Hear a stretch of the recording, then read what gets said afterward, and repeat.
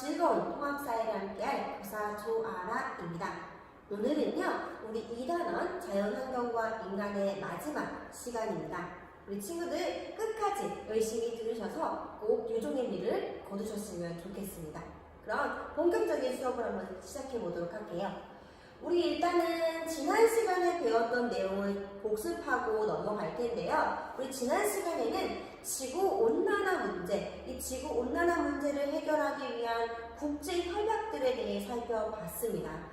특히 교토의정서와 파리기후협약을 비교해 보면서요, 우리가 꼭 기억을 해야 될 것이 뭐가 있고 또 이 내용들은 이런 내용들이었구나 라는 걸 머릿속에 정리를 하시면 좋을 것 같습니다.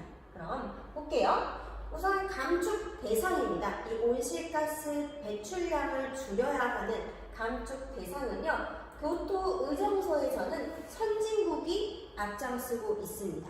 선진국을 중심으로 해서 이 온실가스 배출을 줄이는 것을 의무화했는데요. 특히 부속서 1에 해당하는 국가들이 이 감축 대상이었죠. 그리고 부속서 2 같은 경우에는 이런 온실가스 배출을 줄이기 위한 다양한 기술 개발을 통한 기술 개발에 대한 투자, 지원을 하는 역할이었다라고 했습니다. 우리 친구들 이런 부속서의 1, 2에 각각 국가들이 엄청나게 많이 적혀 있는데요. 그 국가들을 하나하나까지 외우실 필요는 없습니다. 그냥 전체적으로 전반적으로 보시면 되고요. 부속서 1 국가가 이 감축 대상이구나라는 정도만 기억해 주셔도 될 것 같습니다. 그럼 파리 기후협약 때는 어땠죠? 좀 더 확대가 되었죠. 그래서 선진국뿐만이 아니라 개발도상국도 역시 감축의 의무를 가지게 됩니다. 그래서 즉, 이 파리 기후협약을 체결한 모든 당사국이 감축의 대상이 되었다라고 보시면 되고요. 범위로는 이 온실가스 감축에만 초점이 맞춰져 있었다면 교토의정서가 파리 기후협약은 조금 더 확대가 됐죠. 감축을 하는 건 당연하고요. 그리고 이제 앞으로 우리가 살아가는 동안 이 온실가스의 배출이 적은 기술을 개발을 해서 거기에 적응하고 그 기술이 있다면 어떻게 해야 돼요? 기술을 가르쳐주고 또 그걸 배워야 하는 역량 배양까지 조금 더 확대되고 구체화되었다라고 보시면 되겠습니다. 일단 목표는요, 얼만큼 줄일 것인가 라는 목표는요, 이 교토의정서에서는 온실가스 배출량을 90년을 기준으로 했을 때 평균 5.2%까지 줄이자가 1차적 목표였고요. 2차적 목표는 18%까지 줄이자였습니다. 거기에 비해서 파리 기후협약은 구체적인 온도로 제시를 했는데요. 이 지구 온난화로 인해서 온도가 상승을 하는데 이 온도의 상승은 어디까지만 하자? 1.5도를 추구하자라는 거예요. 그래서 2도 이상은 올라가지 않도록 우리가 조절하고 감축하자라고 이야기합니다. 목표 설정은 이게 무슨 말이냐면요. 교토의정서 같은 경우에는요, 국제협약이 체결된 이후에 이 국제협약에서 각각 국가가 줄여야 할 양을 할당량을 정해줬어요. 그래서 국제협약이 뭔 거예요? 국가가 정해준 거죠. 그래서 이건 하향식이라고 하고요. 이 파리 기후협약은 그게 아니었죠. 자발적으로 우리 국가는 어느 정도 줄일게 라고 얘기합니다. 그거를 상향식이라고 합니다. 아래에서 위로 쭉 올라가는 방식, 상향식이라고 해서 거기 보시면 우리나라도 역시 37%까지 줄이겠다라고 공약을 내세웠듯이 이 파리 기후협약은 스스로가 목표를 설정하고 그 목표를 줄이도록 공약하게 함으로써 더 많은 국가들이 참여하도록 유도를 하는 것이죠. 의무 수준은요, 교토의정서 같은 경우에는 징벌을 줘요. 그래서 만약에 할당된 양을 이행하지 못했을 때에는 1.3배의 페널티가 부과가 되는 경우가 있겠죠. 근데 반대로 파리 기후협약은 그러진 않습니다. 비징벌적이고요. 동료의 압력을 활용한다. 무슨 말이냐면 옆에 국가는 모든 걸 다 이행을 한 거예요. 이래서 당연히 눈치가 보일 수밖에 없겠죠. 그래서 요거는 우리 교육에도 적용이 돼요. 우리 말을 안 듣거나 했을 때 때리는 이런 처벌적인 것보다는 오히려 잘했을 때 칭찬을 해주는 것이 훨씬 교육에는 효과적이다라고 각 선생님이 교육학 배울 때 배웠었거든요. 같은 원리입니다. 그래서 벌을 주기보다는 이 주변의 동료들의 압력을 활용한다든지 이런 방법을 통해서 비징벌적으로 이루어지고요. 그 다음에 의무 강화에 대해서는 교토오정에는 특별한 언급이 없었지만 이 파리 기후협약 같은 경우에는 진전 원칙, 전 지구적 이해, 이게 무슨 말이냐면 조금 더 구체화시킨 거예요. 딱 목표를 정하고 끝난 것이 아니라 이 목표를 어떻게 이행할 것인지에 대한 구체적인 내용을 정해놓고요. 또 그걸 잘 이행하고 있는지 점검 시스템을 도입을 한 거예요. 그래서 5년마다 얼만큼 잘 이행하고 있는가 스스로 점검을 하게 되면서 혹시 이행이 잘 안 되고 있다면 거기에 관한 피드백을 통해서 감축할 수 있도록 도와주는 이런 방식을 쓴다는 거죠. 의무가 조금 더 강화되었고요. 그 다음에 지속성으로는 매 공약 기간의 대상을 협상이 필요했던 반면에 이 파리 기후협약은 종료 시점 없이 주기적으로 이행 상황을 점검합니다. 조금 더 자율적이면서도 또한 의무가 강화되었기 때문에 우리가 모든 국가가 또 스스로 참여를 해야 되고요. 또한 이렇게 구체화되고 확대될 수 있었던 것은요. 우리 전 세계적으로 국가들이 이제는 이 환경오염의 심각성을 깨닫고 또 이것을 함께 극복해 나아가야 되겠다는 의지가 있었기 때문에 조금 더 구체적으로 정해질 수 있었던 것입니다. 그래서 이 파리 기후협약은 지금도 마찬가지죠. 특히 2020년부터 시작한다고 얘기했기 때문에 올해부터 해서 굉장히 열심히 우리가 줄이기 위해 노력을 정부 차원에서, 기업 차원에서, 우리 시민 차원에서 해야 되겠다라는 걸 알고 가시면 좋을 것 같습니다. 여기까지가 우리가 지난 시간에 배운 국제협약에 대한 내용들을 한번 정리를 해봤고요. 사실 이 국제협약은 지구온난화와 관련된 거지만 이 외에도 우리 환경과 관련된 국제조약들이 많습니다.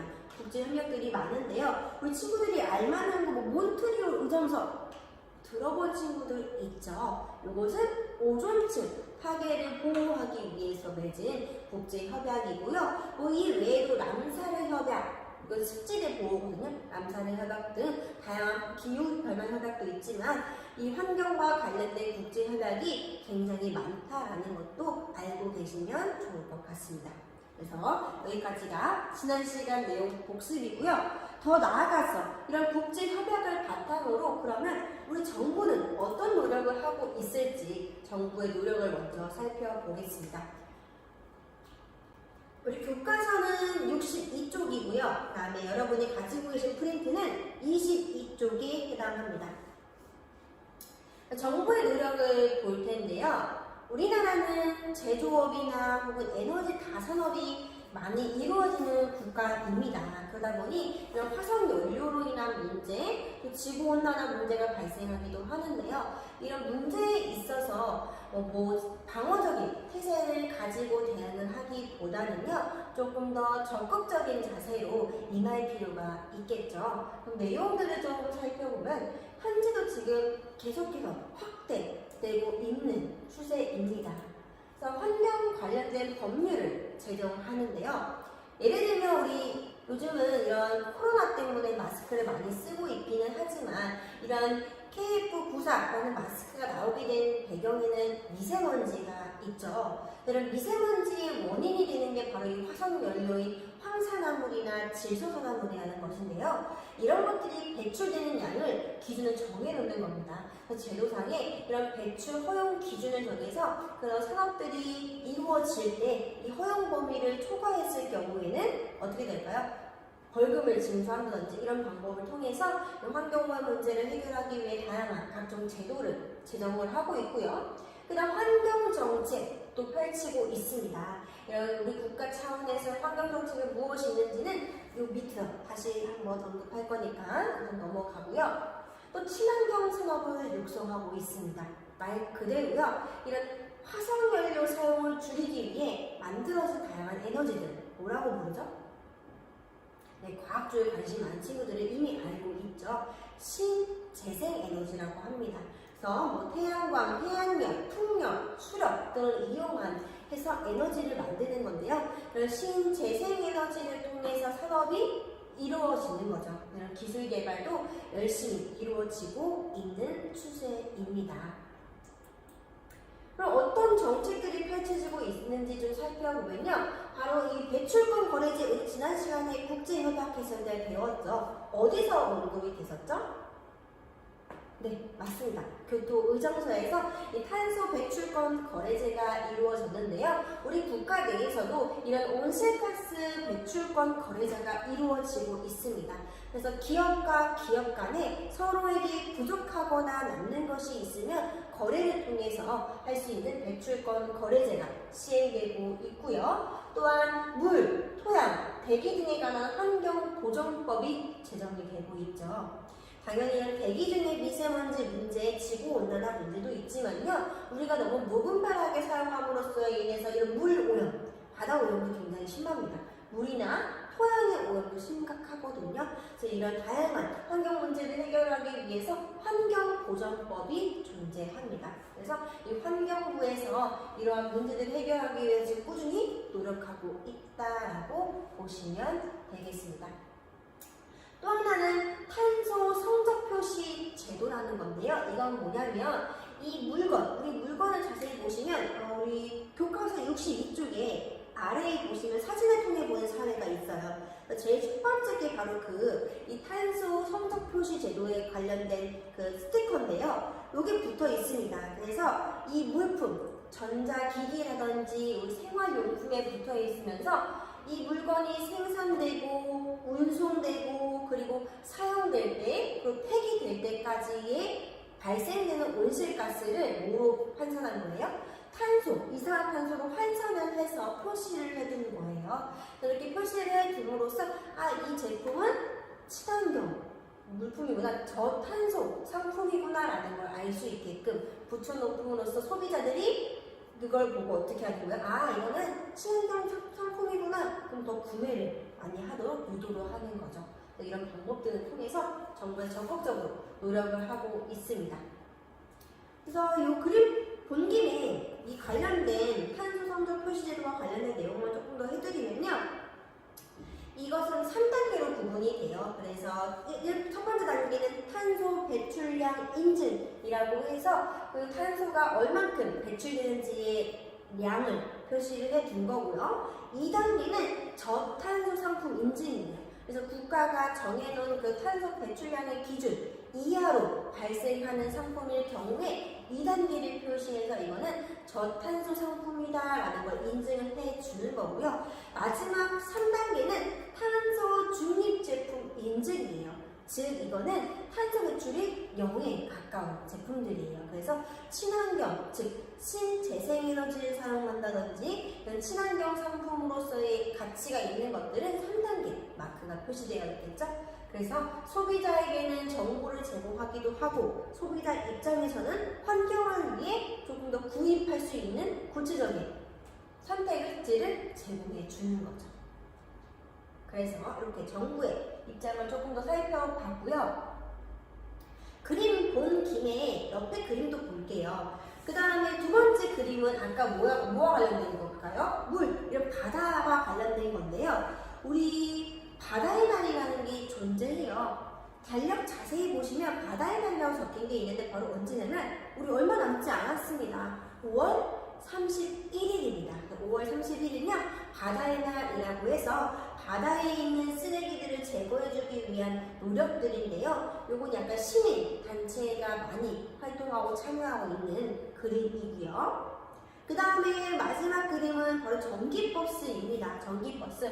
이런 매연 배출을 줄이기 위해서 국가 차원에서 이제 전기버스를 도입을 하게 됐죠. 전기버스가 거기 보시면 써있듯이 2020년까지 친환경 자동차 220대를 보급할 계획을 세우고 있다라고 했죠. 이에 발맞춰 국내외 기업들도 친환경 자동차를 개발하고 있다라고 했습니다. 특히 우리 친구들 가까운 서울만 나가도 쉽게 볼 수 있습니다. 요즘은 몇 년 전까지만 해도요, 이런 전기버스를 보는 게 쉽지 않았는데 요즘은 정말 이 길거리를 지나다니다 보면요, 전기버스를 많이 볼 수 있습니다. 근데 우리 지금은 코로나 때문에 서울 많이 못 나가고 있죠, 친구들. 그래서 이런 전기버스가 있고요. 그래서 우리가 많이 볼 수 있는 것도 뭐가 있냐면 이와 더불어서 기업들의 노력으로서 전기차들. 우리 그 차량의 번호판을 보시면 이제 번호판 색깔이 원래는 하얀색인데 그 번호판의 배경이 파란색인 차 표지판 봤을 거예요. 그게 바로 전기차를 표시하는 겁니다. 그래서 이런 전기차들이 나옴으로써 이런 환경오염을 조금 더 줄이고자 노력하고 있다라고 보시면 되겠습니다. 뭐 이 외에도 정부 차원의 노력은 우리 오른쪽 페이지 할 때 더 함께 살펴볼 거고요.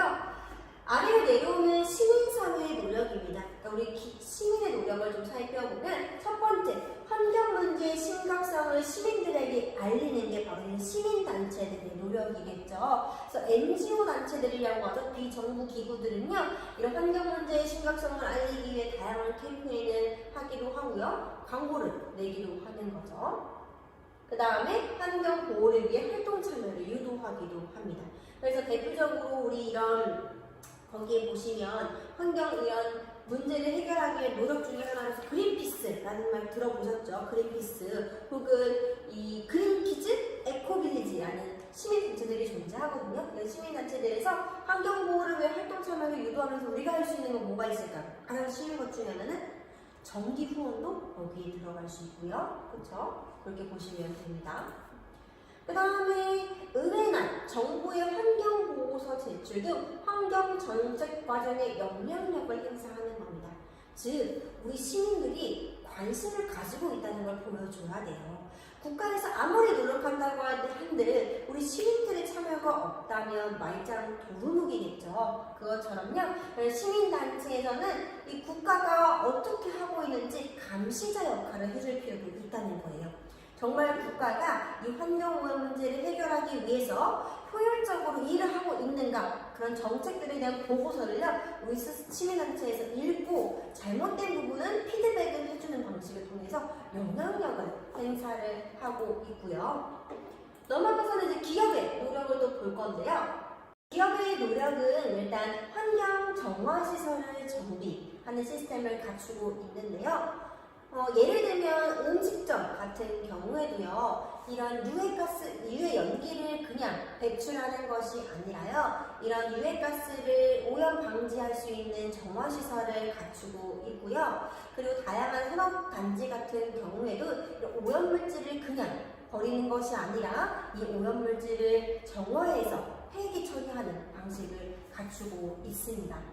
다음 환경 친화적인 제품을 생산하는데요. 이런 상품 같은 경우를 막 포장할 때도요, 이 포장 용기 같은 경우에도 다 폐기 처분할 때 이런 환경 오염이 이루어질 수 있기 때문에 이런 폐기 처분이 쉬운 것, 또 환경 친화적인 것으로 많이 바뀌고 있습니다. 뭐 예를 들면 우리 이런 택배를 올 때도 이 택배 안에 이런 물품을 포장할 때 종이로 포장을 하는 것도 하나의 환경 친화적인 방법이고요. 또 유통 과정을 줄인다거나 그 운송 체제가 좀 줄어들겠죠. 간소화된다거나 혹은 과대 포장을 지양함으로써 어떻게 하는 거예요? 환경 오염 문제를 해결하기 위해 많은 노력들을 하고 있다라고 보시면 됩니다. 이 외에도 이제 앞으로의 우리가 산업을 안 할 수는 없기 때문에 이 산업을 유지하고 발전시키기 위한 신재생에너지를 꾸준히 개발을 하고 있는데요. 이런 개발을 하기 위해서 또 뭐가 필요할까요? 네, 정부의 적극적인 지원, 또 기업 차원의 적극적인 투자가 필요하겠죠. 다양한 투자를 통해서 에너지를, 신재생에너지를 개발하고 있고요. 또한 아까 말한 그 저탄소 상품의 표시제도 있다고 했죠.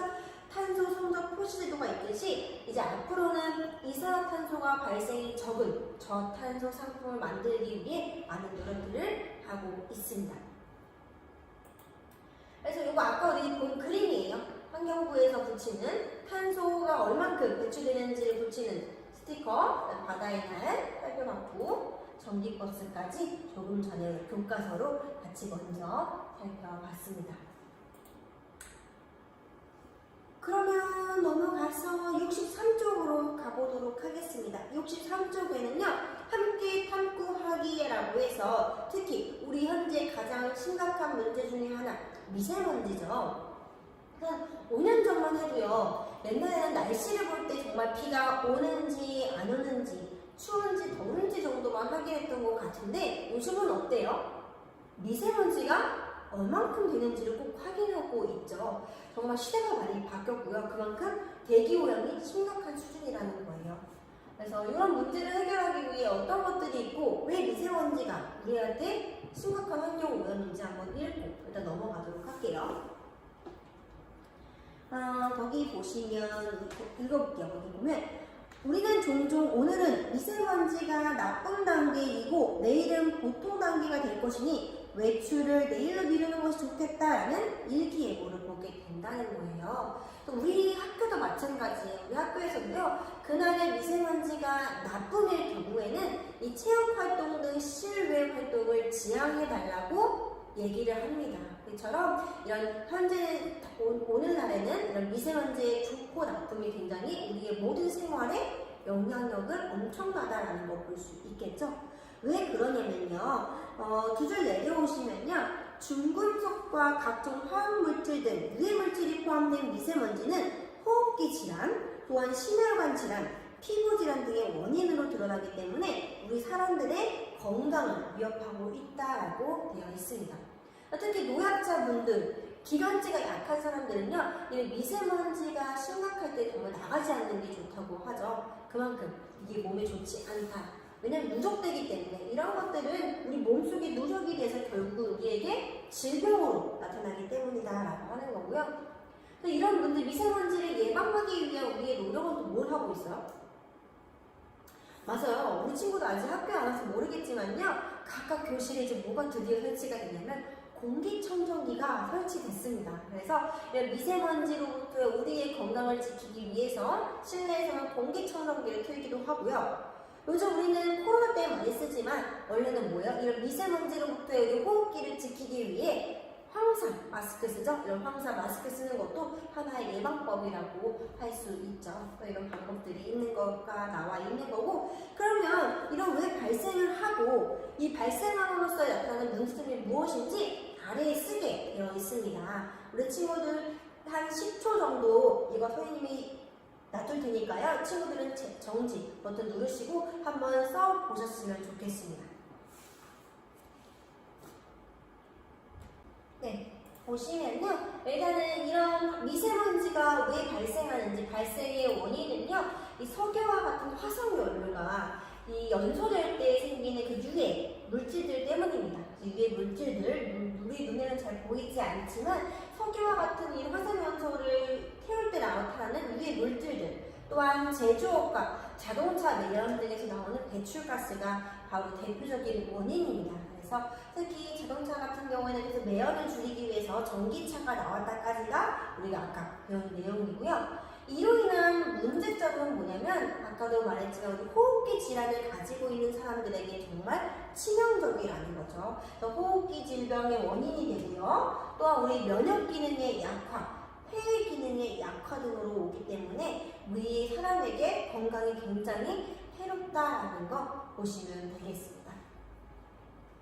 이런 문제를 또 해결할 또 하나 있네요. 각종 건축물들이 부식되기도 한다는 거죠. 미세먼지로 인해서.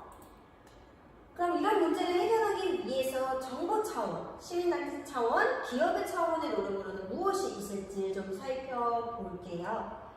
요 정부 차원과 이 기업 차원, 그리고 시민단체 차원을 이 친구들도 지금 또 잠시 멈추고 먼저 해보시고 같이 써보시면 좋을 것 같습니다.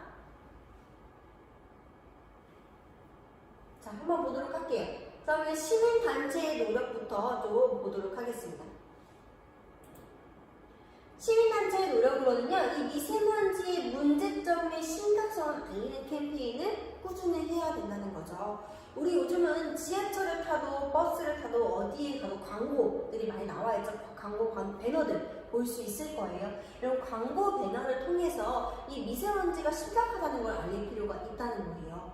우리가 한 1, 2년만 해도요, 이 미세먼지의 심각성을 크게 인식을 하지 못하고 있었는데요. 요즘은 이런 캠페인들이 너무 잘 되어 있다 보니 이 문제가 정말 심각하구나. 모든 시민들이 미세먼지에 대한 심각성을 인지하고 있죠. 또 더 나아가서 이 시민단체가 할 수 있는 건 뭐예요? 이런 미세먼지를 줄이기 위해 정부가 어떤 노력들을 하고 있는지 감시하는 역할도 할 수 있을 거고요. 정부의 입장에서는요, 자동차 운행을 제한하는 거죠. 그래서 이 매연가스를 줄이기 위해서요, 공무원들의 차 같은 경우에는 번호판이 짝수이거나 홀수인지에 따라서 어때요? 그날 차를 가지고 올 수 있거나 가지고 오지 못하게 하거나 하는 이런 제도를 시행하고 있거든요. 자동차 운행을 제한을 하고 있고요. 또한 친환경 자동차 보급을 확대해요. 작년에는요, 우리 차를 구매할 때도요, 전기차, 이런 친환경 자동차를 구입할 때 국가에서 뭘 했을까요? 지원금이 나왔어요. 그래서 더 많은 사람들이 이런 친환경 자동차를 살 수 있게끔 유도를 하는 거죠. 이런 친환경 자동차를 보급하는 데 확대를 하고요. 더불어서 전기버스도 나오고 있는 추세죠. 이런 것들도 들어갈 수 있고요. 또 들어갈 수 있는 게 버스나 대형 화물차 같은 경우, 기존에 존재하는 버스나 대형 화물차 같은 경우에 특히 이 질소산화물이 엄청나게 많이 나와요. 이런 거를 줄일 수 있는 저감 장치를 필수적으로 설치를 하기도 하고요. 혹은 이런 문자 서비스도 나오는 거죠. 정부 차원에서 할 수 있는 거. 오늘은 미세먼지가 나쁘니 외출을 지양해 주십시오 라는 문자를 보내주는 이런 문자 서비스도 정부의 역할이라고 볼 수 있겠죠. 그다음에 기업의 입장에서는요, 이제 미세먼지가 발생하는 것을 막기 위해서 화석 연료보다는 신재생에너지를 이용한, 즉 친환경 기술을 개발을 한다는 것 이렇게 보시면 되고요. 여기 보시면 약간 기업은 좀 잘렸네요, 그렇죠? 친환경 기술 개발 및 그다음 뭐라 써주면요, 친환경적인 제품 생산. 선생님이 같이 써드릴게요. 친환경 기술 개발 및 친환경 제품 생산. 선생님이 만든 PPT다 보니 약간의 오타들이 있거나 좀 실수한 부분들이 있더라도 우리 친구들이 조금 양해 부탁드릴게요. 그래서 또 미세먼지 하나를 가지고 우리가 시민단체, 정부, 기업으로 살펴봤는데요. 이 내용들은 미세먼지 줄이기 위한 방안으로 국한된 것이 아니라요, 전체적인 환경 문제를 해결하기 위한 방안으로도 볼 수 있겠죠? 우리 친구들 이거 봐주시면 될 것 같습니다. 그래서 여기까지 내용 살펴보고 뒷장 한 장 덮어 넘기시면 드디어 우리의 노력이 나와요. 개인적 차원의 노력. 그래서 환경 문제를 해결하기 위한 개인적 차원의 노력, 즉 우리 학생 여러분들이 할 수 있는 노력으로는 무엇이 있을까라는 거죠. 마지막 소단원입니다. 자, 환경 문제 해결을 위한 개인적 차원의 노력, 학습 목표 먼저 읽어보도록 할게요. 환경 문제 해결을 위한 개인적 차원의 실천 방안을 모색한다. 즉, 우리 친구들, 그리고 선생님들 포함한 우리 개개인이 할 수 있는 역할은 또 무엇이 있을까를 한번 살펴보고 마무리할 건데요. 아래에 생각 펼치기로 그림이 하나 나와 있습니다. 냄비 속의 개구리인데요. 이 개구리가 뜨거운 물에 바로 넣으면 뜨거우니 어떻게 할까요? 바로 뛰쳐나가겠죠? 그런데 이 개구리를 찬물에 넣으면요, 그리고 거기에 서서히 열을 가하면 어떻게 된대요? 결국 개구리가 냄비 속에서 죽게 된다라고 나와 있습니다. 이거는 우리 지구 온난화의 우리의 모습을 비유하는 건데요. 이 본문을 읽어보시면 세 번째 줄에 나와 있죠? 오늘날의 지구의 온도가 조금씩 올라가 북극의 빙하가 녹는 것을 보면서도 당장 내 삶에는 변화가 오지 않으니 크게 신경 쓰지 않는 우리의 모습도 이와 크게 다르지 않다라고 나와 있습니다. 우리 요즘 TV에서도요, 다큐멘터리로 북극의 위기라고 해서 많은 다큐들이 있습니다. 지구 온난화와 관련된. 우리가 그걸 보면서요, 저 곰들 불쌍해 라고 생각은 해요. 근데 그러고서도 바로 뒤돌면 또 어떻게 해요? 까먹고 아무렇지 않게 일상생활을 하고 있죠. 근데 우리가 이것을 정말 까먹지 않고 정말 사소한 하나의 실천만 하더라도요, 엄청난 변화를 가지고 온다라는 거예요. 그래서 그 내용들로 우리가 어떤 실천을 할 수 있을지 좀 보도록 할게요. 노력으로. 왜 그럼 우리 이런 노력들을 해야 될까요? 일상생활에서 많은 오염물질과 쓰레기가 배출되기 때문이라는 거예요.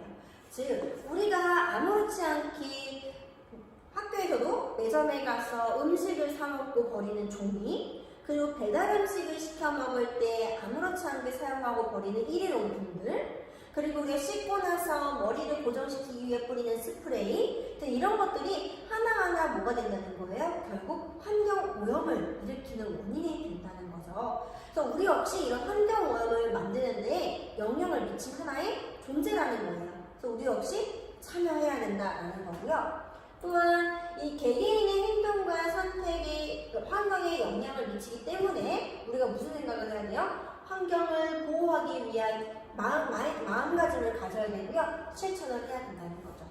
즉 우리가 생활하면서요 항상 무의식적으로 이 마음속에 뭘 해야 돼요? 환경을 보호하자라는 마인드가 필요하다는 거예요.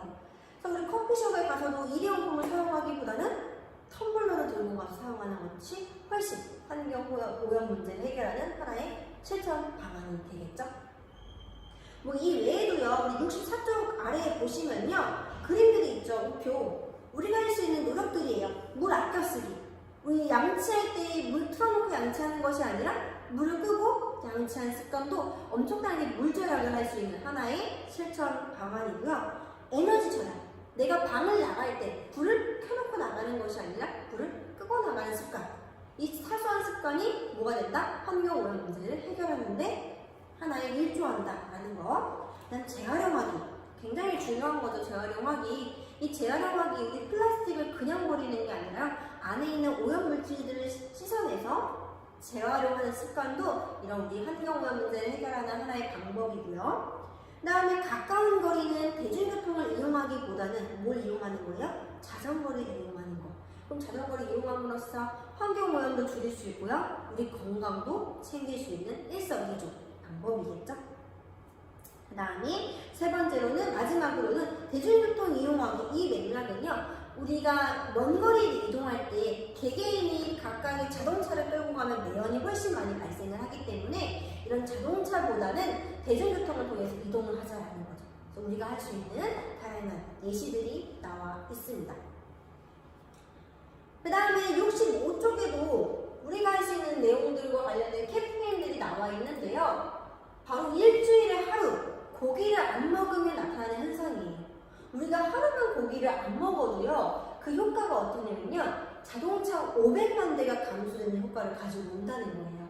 더 나아가서 2268kg의 이산화탄소를 감축시키는 효과가 있고요. 그리고 한 사람당 약 13만 리터의 물을 줄이는 효과가 있다는 거예요. 그래서 엄청난 효과죠. 우리가 고기 한 번 안 먹는데. 왜 그러냐면요, 이 고기가 우리 식탁까지 오기까지 그럼 가축을 길러냈겠죠. 옆에 나와 있어요. 왜냐하면 햄버거를 하나 만들기 위해서는요, 보면 지금 이 숲이 사라질 정도고요. 그리고 이 동물을 키우기 위해 드는 사육비, 그리고 이런 사료들을 만들기 위해서 농지를 개척하고 열대우림을 파괴한다는 거예요. 이런 문제들이 있기 때문에 우리가 하루만 소비를 안 하게 될 경우에 이런 엄청난 효과를 가지고 올 수 있다는 캠페인을 실시하고 있는 거죠.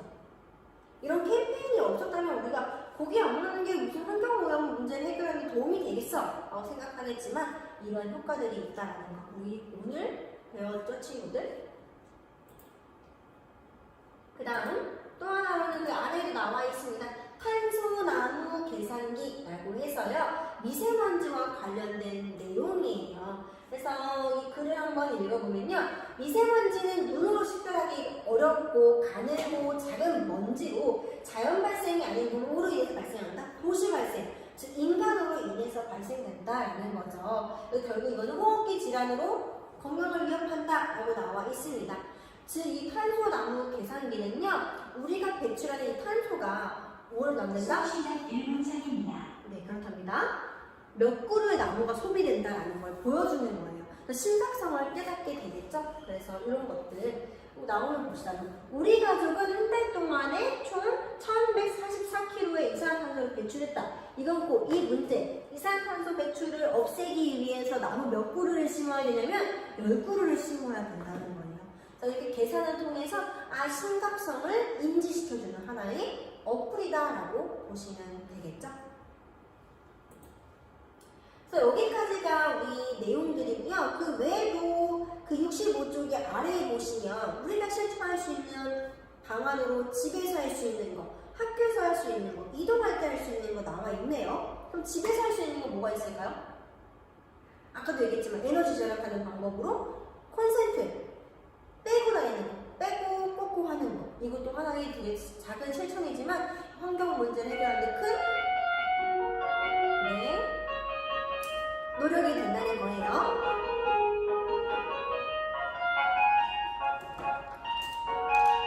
잠깐만 종이 치니까 좀 끝나고 얘기할게요.